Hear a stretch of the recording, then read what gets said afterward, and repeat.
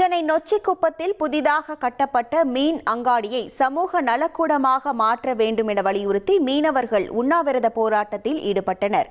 தொடர்ந்து கடற்கரை சுற்றுலா மேம்பாட்டு திட்டங்களை கைவிட வேண்டும் என்றும் வலியுறுத்தினர்.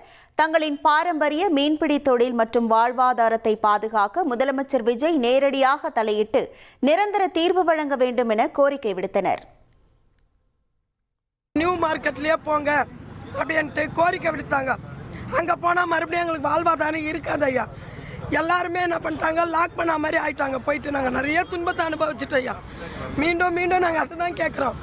எங்கள் வாழ்வாதாரம் அங்கே அழியுதுன்றதுனால எங்களுக்கு மறுபடியும் இந்த கரையோர பகுதியிலேயே எங்களுக்கு புதுப்பிச்சு கொடுக்குமாறு மிக தாழ்மையோடு கேட்டுக்கிறோம். நாங்கள் பூர்வீகமாக இந்த ரோடு இந்த மண்ணில் தான் போடுவோம். எங்களுக்கு இங்கே தான் கடை கட்டி கொடுக்கணும். நாங்கள் இதை விட்டு அந்தாண்ட போக மாட்டோம். எங்களுக்கு இதுதான் மெயின். எங்களுக்கு அந்த கடையை சத்திரம் கட்டி கொடுக்கணும்னு நாங்கள் வேண்டிக்கிறோம். எங்களுக்கு இந்த மண்ணு தான் வேணும். அது வேணாம். அது சத்திரம் சம கூட்டம், வேற எதுவும் போகக்கூடாது. அந்த இடமே வீணாகக்கூடாது. எங்க நொச்சுக்கத்துக்கு சத்திரம் கிடையாது, சம கூட்டம் கிடையாது. நாங்கள் ஏழைங்க பெரிய பெரிய சத்திரத்தில் பிடிக்க முடியாது. எங்களுக்கு சத்திரம் சம கூட்டம் இதுதான் வேணும். இனி செல்லும் இடமெல்லாம் செய்தி.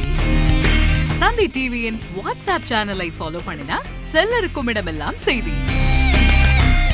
இதோ QR கோட் இப்பவே ஸ்கேன் பண்ணுங்க, ஃபாலோ பண்ணுங்க.